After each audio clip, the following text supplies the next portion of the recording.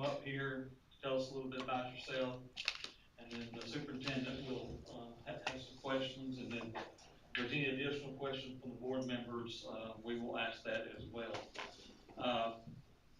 This is an open meeting, open forum. What we would like to ask, and you don't have to do it, we would like, once one candidate has been interviewed, if the other one would step out, and that's just to ask, so you don't have some kind of unfair advantage. You don't have to. Like I said, it's an open meeting. You can stay. We just want to put everybody on the same playing field. So with that being said, we are going to ask, we'll let ladies go first. So Ms. Blackwell, if you want to come up, tell us a little about yourself. Monica, you want to introduce your show and before you go? Sure.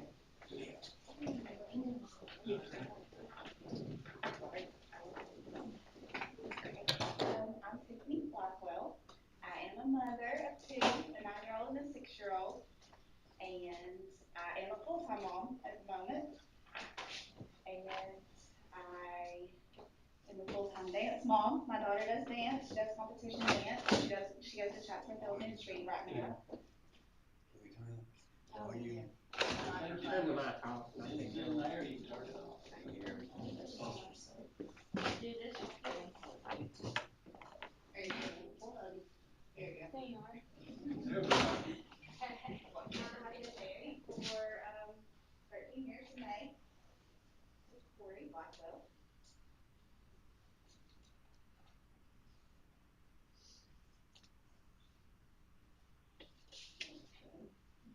You ready?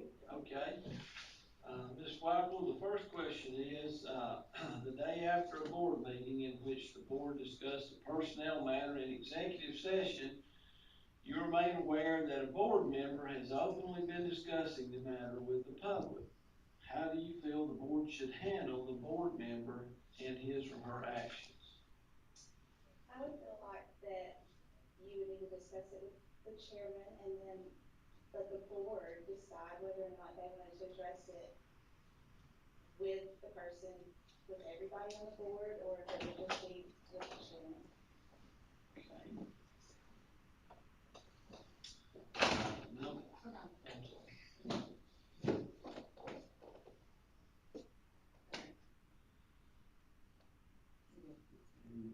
No. The second, in your position as a Board of Education member, you receive a phone call from a disgruntled parent who is upset with their child's teacher because the teacher is not communicating well with the parent. There's no homework being sent home, no grades posted on iParent, no calendar of events, etc. How would you respond to the parent? I would tell them that they would address the principal of the school first, and if that the situation was not resolved with the principal, then they would then need to call the superintendent's office and try to set up a meeting to go over everything with you guys. Okay. Number 3, there's a big vote upcoming on a controversial issue. The community has been attending meetings and calling Board of Education members for their input. Plus, from what they have been saying, a majority of the other BOE members look like they're going to vote a certain way. Your gut feeling and morals tell you to vote the opposite. How would you handle that decision? I would say I'd have to go with my gut feeling. Okay. Anything else? No. All right. What 3 goals do you hope to accomplish during your tenure in office on the Board of Education, and why? I would want to represent the community, be a voice for the community, be a voice that parents could be, that we would be be a voice to get what is best for our community, best for our children. I'm a mother, I am an aunt of children in this school the Murray County School District. I'm friends, parents, and I just want the kids to have the best opportunities that they can get to grow. And so I would just want to make sure that I represent the kids and the parents. I would want to make sure that I could vote for what was needed, necessity-wise. I know that whenever the Chromebooks were handed out, I do think that, I know that it was for COVID, but I do feel like that my child did succeed from that, that she did grow to that because it was something that she had the opportunity to bring home when she was sick. She had COVID in the fall, and I had COVID in the beginning of the year, and she was able to not be behind.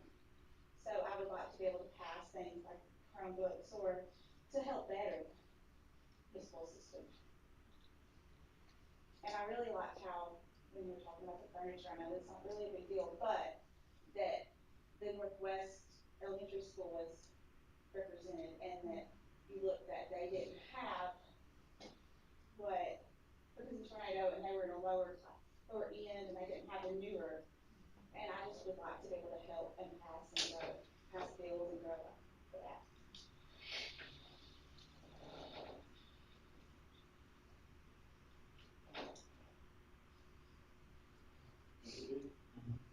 Okay. In your words, what is the role and responsibilities of a BOE member? And what is the role and responsibilities of the superintendent? The role and responsibility of the board member is to represent the community. It is to be a voice. It would be to make sure that our children are academically succeeding, that they are where they need to be, and that pretty much the board protects children. The superintendent is kind of like the daddy to me. Like, I mean, I know that's kind of funny, but I mean, you know, you protect. Everybody looks to you for guidance, and that you have the best interest in our babies. I mean, really, that's what we're here for, is the kids. And you get one shot from kindergarten to, you have to instill values. It's not all about academic, it's values. You have to instill one thing I went to Dalton.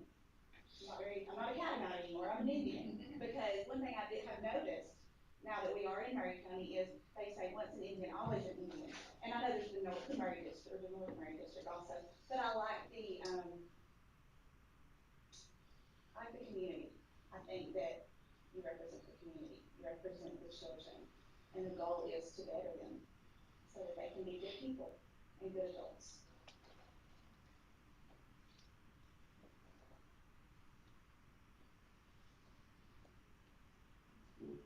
Okay. Could you describe your philosophy on the role of a board member and its relationship to the community? I think you may have done some there, but maybe you probably answered that, but anything you else you might like to add on that relationship between the board and the community? It's just to be the community, to be what they need, to listen, to not feel that you're superior or you're better than, to be on their level, to hear them and be their voice. Because normal parents sometimes don't get a voice, but they don't feel like they have a voice. And so I think that that's what the board is the voice for the children and the parents. Okay. This appointment, of course, goes until, if I'm not mistaken, correct me if I'm wrong, 10 days after the general election in November, or until the election results are certified. Are you planning on running for this board seat, which would be 2 years left? If I'm correct, 2 years left, and you have to qualify this summer. I think it's in August sometime. Are you planning on running for election by the public in the November election? I I would like to, yes. I know that I'm a little green. I've got a lot of learning to do, but it's something that I would really like to learn, and I would really like to grow and be part of. Here's one's a little difficult. If you weren't chosen by the board, would you still plan on running? Absolutely. Because to me, it wouldn't be a good example to my kids. Because my oldest knows that I'm applying, and to me, if I just said, well, I didn't get it, what would that show her?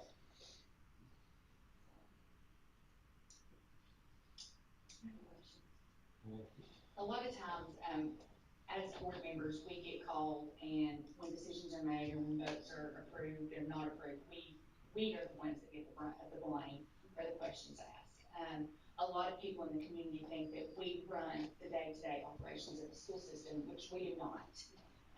So if you have someone in the community, because it's hard, and you will get these calls and you will get the emails, that is upset about a certain decision that we made as a board, or that they heard is going to happen, how would you handle that? Because I'm telling you, you are going to get those calls if you're chosen. It happens all the time.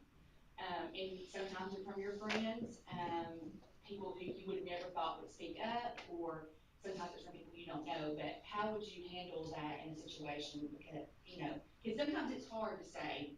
They don't understand. It's not that it's hard, they just don't understand that we don't have to say so of everything that goes on around here. If it was a phone call, I would tell them that I'm very, very sorry that they are offended by what matter they're offended by, that it is out of my control. If they need to talk to somebody about it, that they could call the superintendent's office, and they will be happy to hear the complaints, and then they will go from there. It's an email, pretty much the same, type it up, and then I would probably send the email or forward the email to the superintendent's office. If it's a friend, then I would just tell them to skip over. Yeah, sometimes it's easier just to skip on. Yeah. Any further questions? We get a lot of invitations to different things at schools, graduations, all kinds of stuff, elementary schools, when they have parents' night or something like that, whatever. And of course, you can't make it to every single thing because you've got a life of your own. How important do you think it is for a board member to attend functions at individual schools? I think it's important. I think that it is a good example. There's a lot of kids who don't have people who show up for them, and I think it's a good example for the community to show up. The kids may not understand the board, they don't fully understand the superintendent's office, but to know that they are with the school system and that they are there to represent, I think it would mean a lot to the children.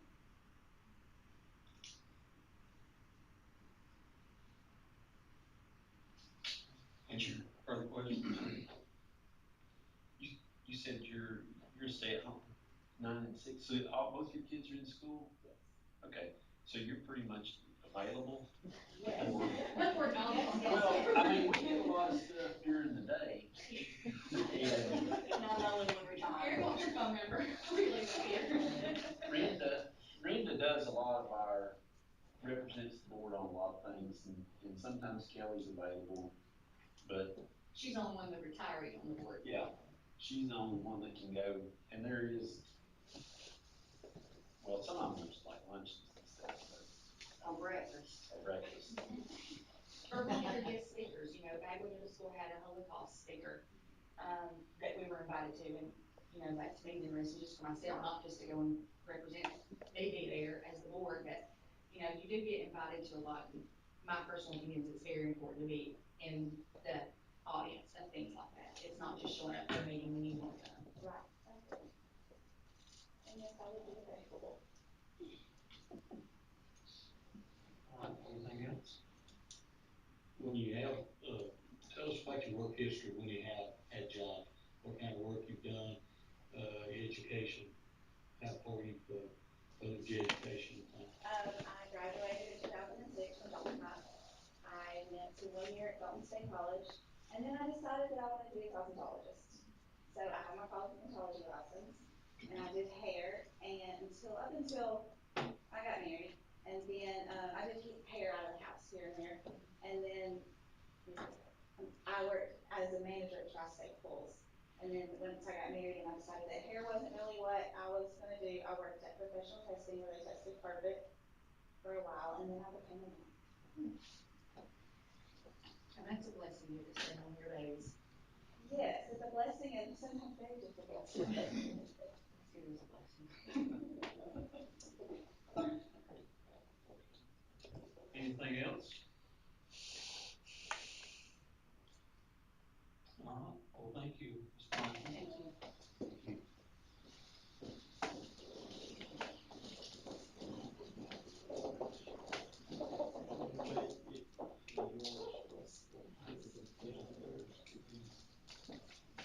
Just let her go sit where, Mr. Davis is.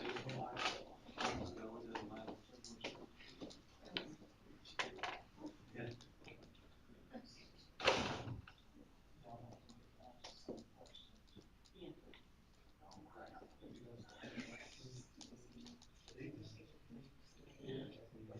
It's not a question. Any questions? Denise's got his list.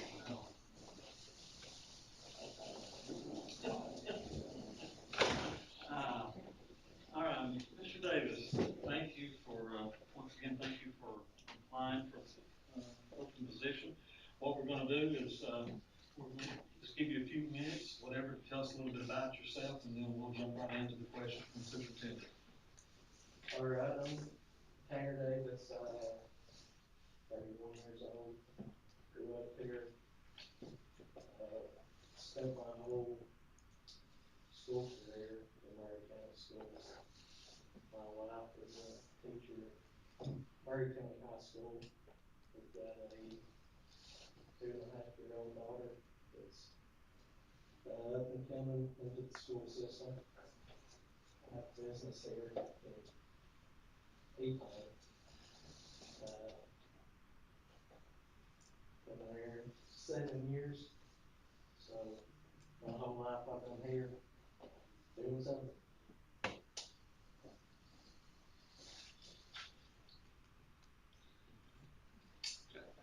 All right, the first question is, the day after a board meeting in which the board discussed a personnel matter in executive session, you're made aware that a board member has been openly discussing the matter with the public. How do you feel the board should handle the board member in his or her actions? I think any executive session, whether it's school board, business, whatever it may be, is intended for the members of the session only. I'm not sure what the school board policy is, but I'm sure there's something in place in it. Personally, I would think that you would hold another executive session to find out from that person what's going on and what the deal is. But I don't think something spoken in executive session should be made public.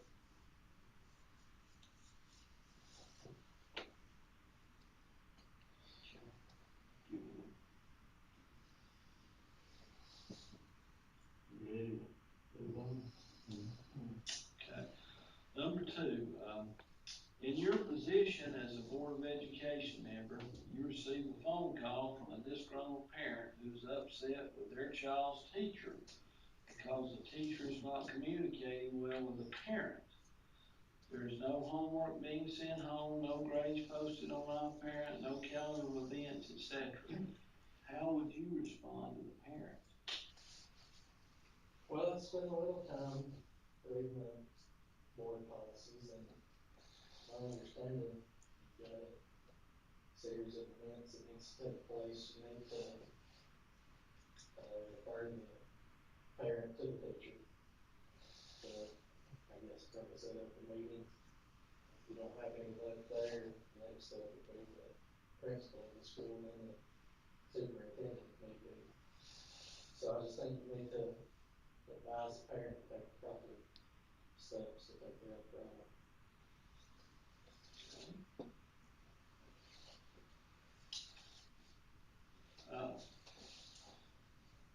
3, there is a big vote upcoming on a controversial issue.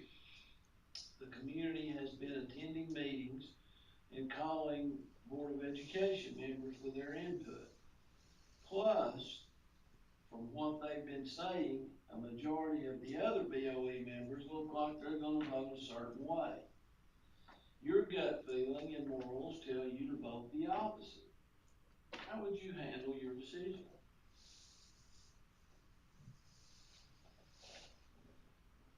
I think I would always try to, and want to vote my convictions, whatever case may be. And I would hope that would fall morally in line also. At the end of the day, you gotta, do what's best for the students. And I hope I wouldn't be a minority in following my gut. Be something I would want to pray about, get the right answers, and hopefully, like I said, my convictions would fall morally in line with the right thing to do.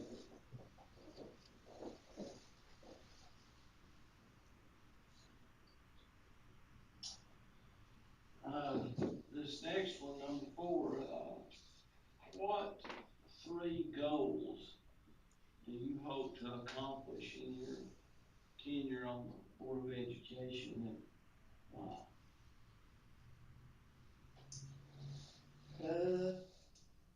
Serve my community is the biggest reason. I think this is a servant's position that you have to be willing to do to make a difference in your community and school system.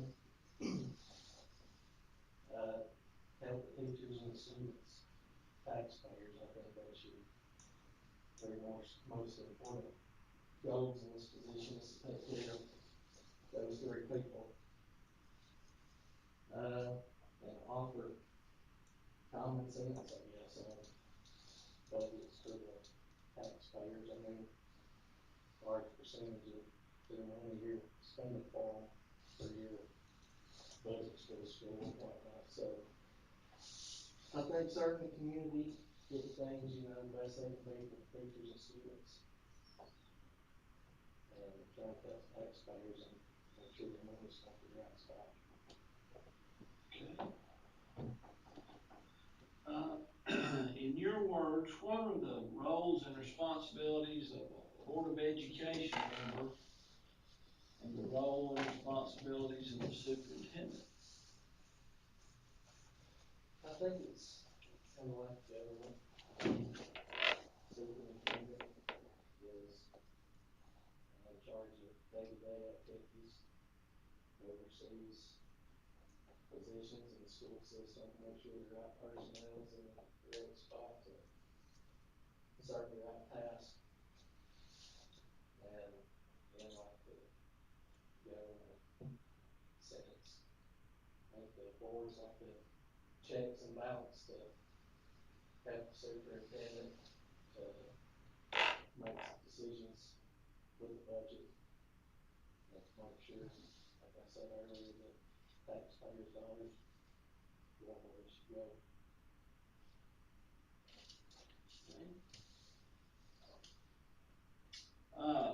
Can you you probably alluded a little bit to that, but you may can expand on a little more about what's your philosophy of the role of the board of the education member and the relationship with the community as a whole?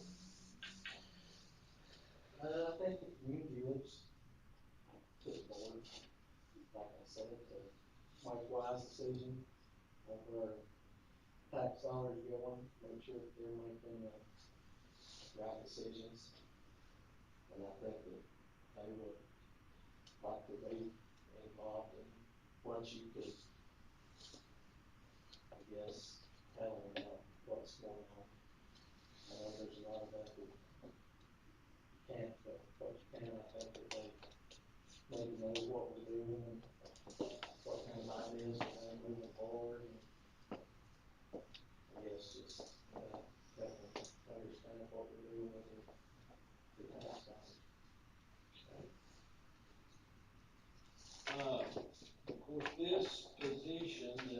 board that is required to appoint someone until the, November election. And then at that time, someone will have to qualify, in this summer and then run for election. Cause the board can't appoint, anything beyond the term of this upcoming election. So are you planning on running for this seat, which qualifies in August, I believe? I am, I would like to run, I think this is something that I feel like I should do and want to do.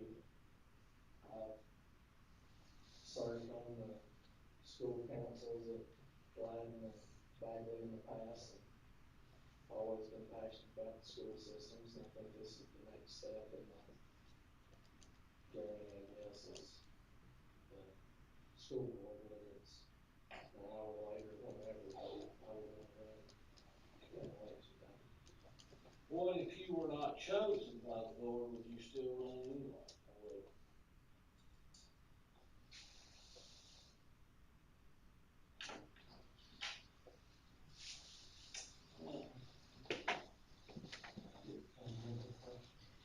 Yes, I'm gonna go back to question, because you said it,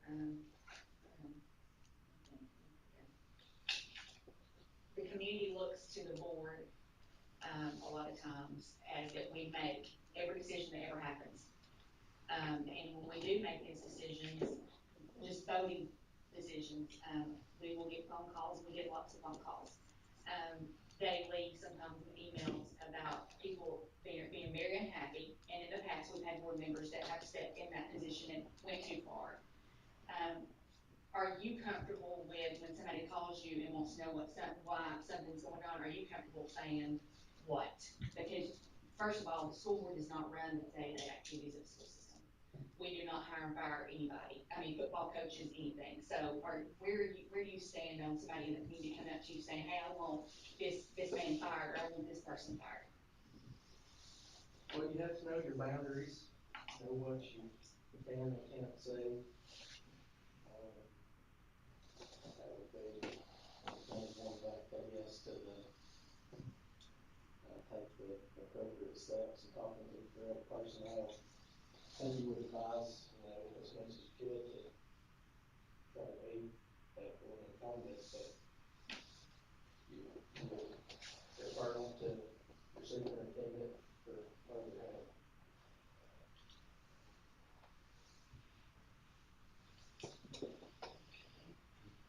Okay. As board members, we get a lot of invitations to each and every school, different events that are going on, graduations, scholarship nights, different things such as that. And of course, we can't make it, to every event, not unless you're like ready to retire. But it is important and we don't expect, nobody expects you really to, or shouldn't, because you do have a family of your own. How important do you think it is to be attending events as much as what you possibly can? I think that's very important. I think the community sees that, and that means a lot to your community when, you've got a board there and half the board's missing, and I think that goes a long way with your community and your teachers, especially when know they've got support there with them. I think you gotta know going into something like this, that's part of your duty is being available for, times like that when you've got scheduled and unscheduled events that you've got to be in a position where you can go or make the time to go and make sure you're there.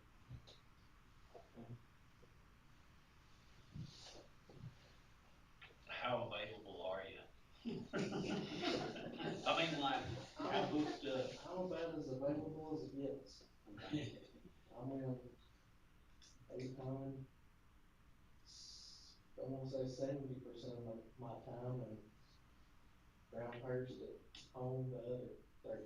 That's about the only two places I go, so I'm as available as you can get. much gotta open schedule and make my own schedule, so maybe not me.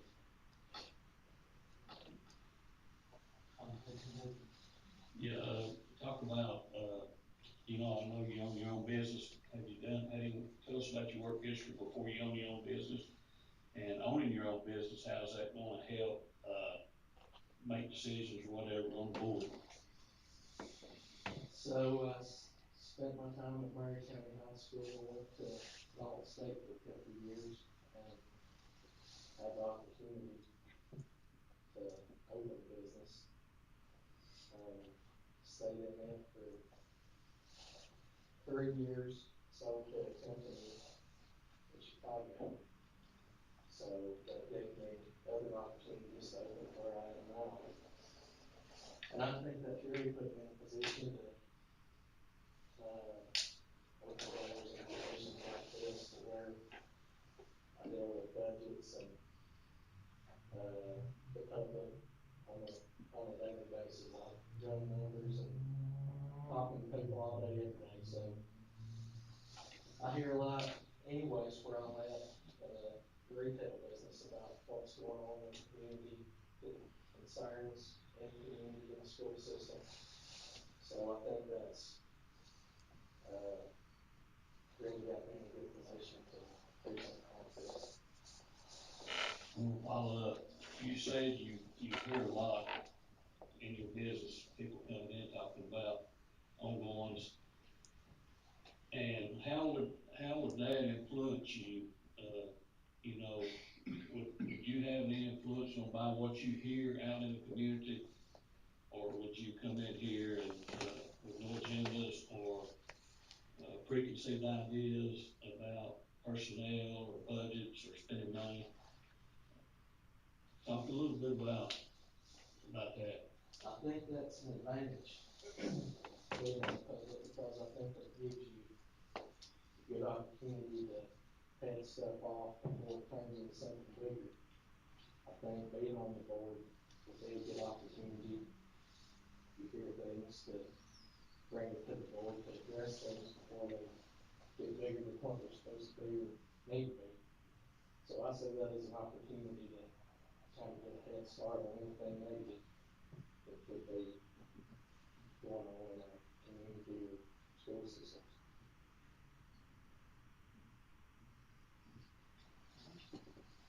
Anything else? Thank you. You got anything else? Thank you.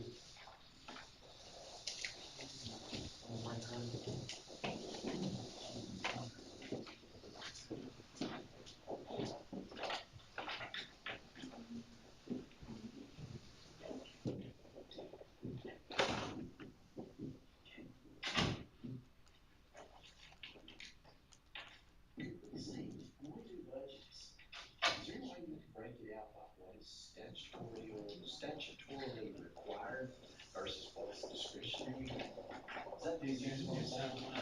I mean, yeah, because we talk about budgets and stuff, but there's X number of teachers gonna be here no matter what. They're paid wise, and they're gonna hear this house.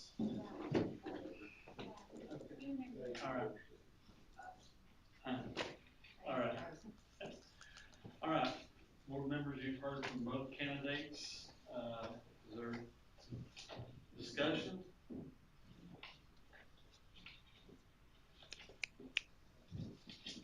Discussion, nominations, anything? Well, I'd like to say I was impressed with both candidates. I thought they were well prepared. I thought they came in, they knew what they wanted to say.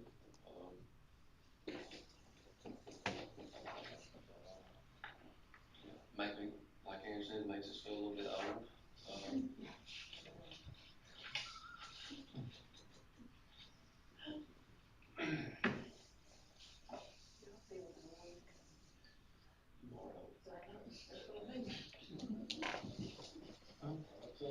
Amanda, you want to discuss?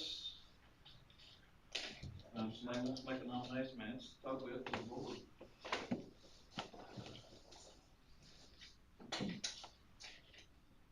I make a motion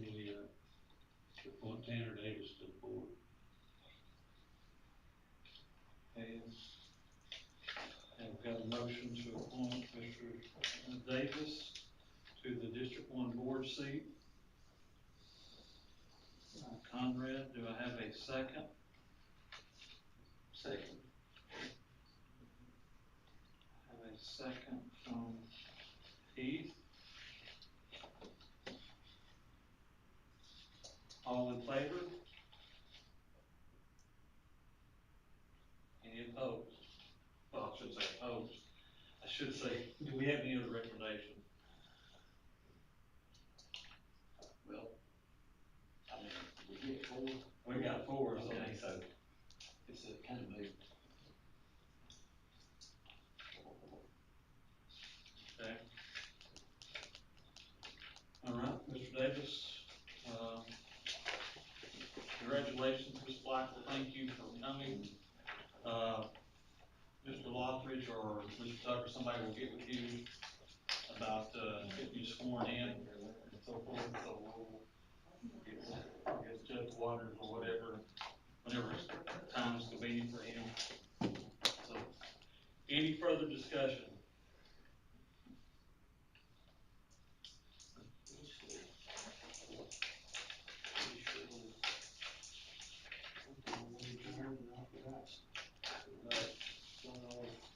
April the 25th. All right, 25th, 2 o'clock. Is anybody else going for breakfast? I know me, Steve, Conrad, and Tony. I think that's it, right? You're going Conrad? I just didn't know whether to look for a table or just. Yeah, See. there'll be a table for, Ray Board of Education. Okay. I make a motion to adjourn. Motion by Renda, Second. second by Heath, all in favor? We are adjourned.